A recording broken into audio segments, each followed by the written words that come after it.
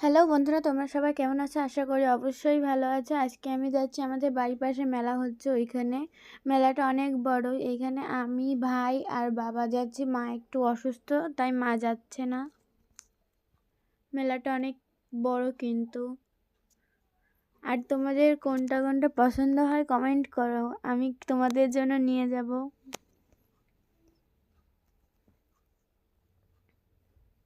মেলা থেকে তেমন কিছু কেনা হয়নি।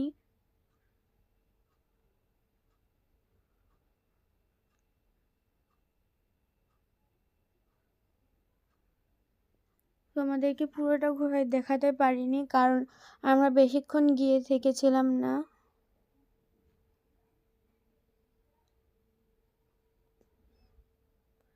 মেলায় অনেক ধরনের রাইড আসছিল, কিন্তু আমরা কোনোটাতেই উঠিনি।